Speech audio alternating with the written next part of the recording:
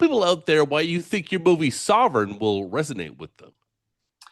I think Sovereign will resonate with them because it's a movie that deals with a lot of themes that are timely and relevant in American culture right now.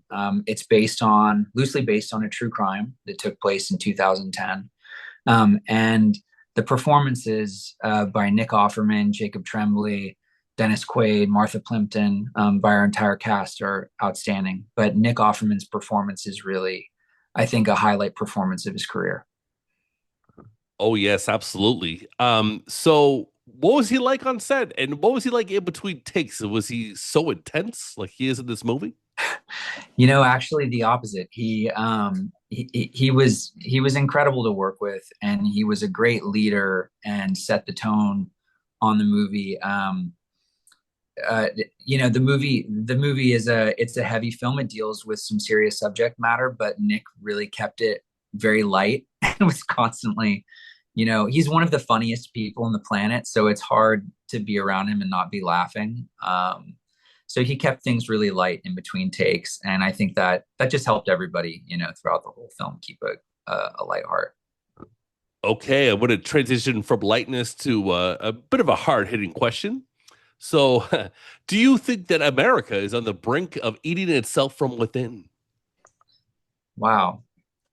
I think that I think that we are certainly a nation that's under a lot of pressure right now from a lot of different forces. I think you're seeing the traditional power, information, all of the pillars of what, of the country are really under stress right now. And I think you're seeing a lot of those traditional channels break down. I think that's in that vacuum is where ideologies like the sovereign citizen movement sort of come up. You have a lot of people in the country who have a tremendous amount of real pressure on them, whether it's financial or a mental health issue or just a lack of a social safety net. People are feeling a lot of strain, and I think they look for answers. And if the sort of you know, uh, traditional sort of approved sources aren't the ones giving the answers, then they cling to whatever answers are out there. And I think that's how people like Jerry Kane kind of get a traction. And a following. They sort of sell people a bill of goods, um, for something that, like, he's claiming that he can help people avoid foreclosure on their home. And when you're in that situation, you're desperate, so you start listening to someone like that. Yeah, definitely. I'm always interested in potential solutions, though. So while dramatizing, the sovereign citizen and right wing extremism, more generally speaking, did you think of any potential solutions for de-radicalization? Yeah, I think that's one of the things for this film. You know, I I don't presume to have the answers to these very complex problems, but I do think the first step, as maybe that I can help facilitate as an American filmmaker, is people need to be discussing it. There's a real lack of discussion even about these very real issues right now. I think there's a lot of you could look at like the sovereign citizen movement. You could say, well, those people are just crazy or misguided or they're lunatics or whatever.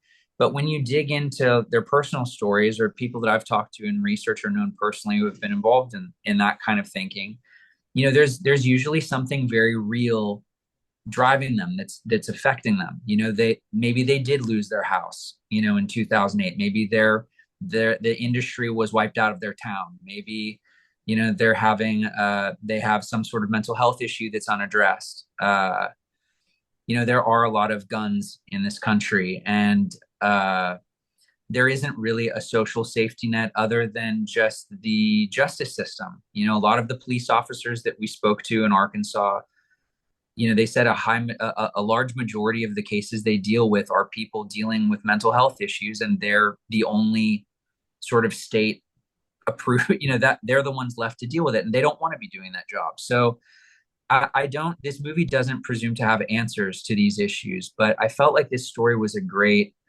conversation starter. And I love films that make that make you think and make people, have discussions. So no, it's not a movie that's going to give you an answer or a proposed sort of solution to this, but hopefully it'll cause people to, have a discussion and start thinking about it.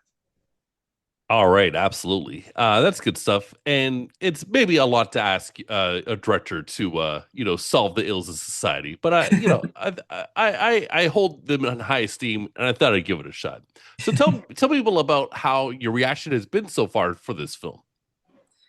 Yeah, we premiered at Tribeca last week. We're playing at Bentonville, Arkansas Film Festival right now, and then the movie's going to come out in theaters and on demand on July 11th.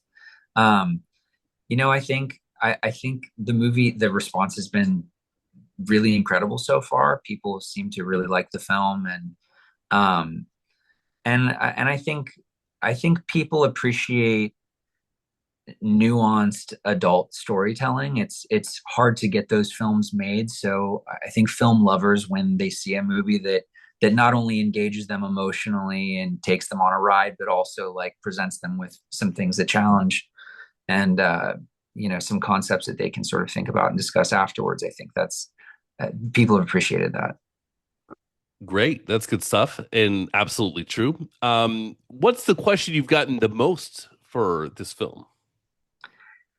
The question I've gotten the most, I would say, is the question of, what is the thesis of this film? What are you trying to say by telling this story? And without without sort of going into every single layer of what we're trying to say with the film, and there are layers to it.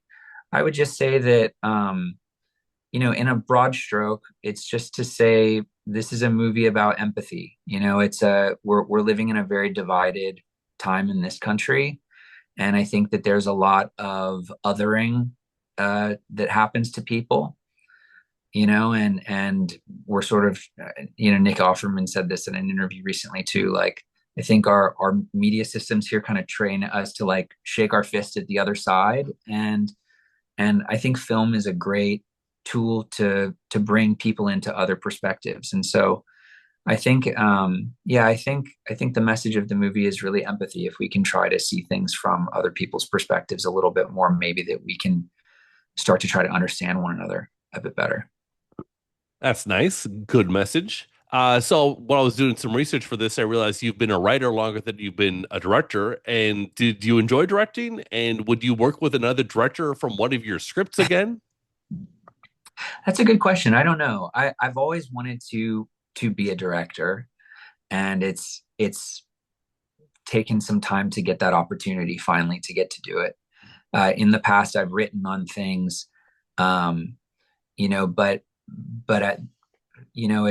it's hard to write something and then it goes into the world, and then you get, there's two other writers that go on to it, and then it gets made into something, and you don't even know really what happened to it. It can, as a writer, you can be just sort of one part of the process sometimes, and this process has been really gratifying for me because I got to see it from beginning to end. I wrote the script, we did it independently, directed the film, and so really the artistic intent from beginning to end was there, and that was super super satisfying, and I'd love to get to do it again if I can. Well, good luck to you there. And now that you've been through this experience, what is the best piece of advice you could give a director now? Oh boy, my best piece of advice would be to not wait for people to give you permission to direct something. I think if I had to give advice to my younger self, it would just say, don't wait for financing, don't wait for the perfect circumstance. Just go out and do a movie. And the tools are there for people. And some of the smaller stuff that I've worked on in my career, I'm sort of shocked that it kind of feels the same. The small stuff once you get on set sort of feels similar to the bigger stuff when you get on set. You're still there with a camera, you're there with actors. You're gonna end up editing the thing probably, and so I would just say, be creative, refine your voice, and go out and just make the film that you want to make, and don't ask permission. All right. Cool, cool, cool. And could you list a few real life people who influenced Sovereign? In terms of the story, like the actual people involved. Like, I guess, I mean, like the sovereign citizen. Well, without getting into too much detail about that, I've had some. There were some. Obviously, there's the real case. There's Jerry and Joe Kane that are the two people that the film is based on. And then I've had some personal experience with family members that have had this kind of ideology that I probably wouldn't get into too much more detail about. But yeah, that would be it. You're not the only one with family members Yeah. who veer off to the right sometimes. Yeah, But sometimes Thanksgiving is a little weird, right? You have like yeah, I may or may not relate. I'll keep that unofficial. Christian, thanks so much for your time. I really appreciate it. What's the final thought you want to end this interview with? just I hope people enjoy the film. I hope they're moved. I hope they are left with something to think about after the credits. And thank you so much for having me on the show. My pleasure. Have a good day. You too.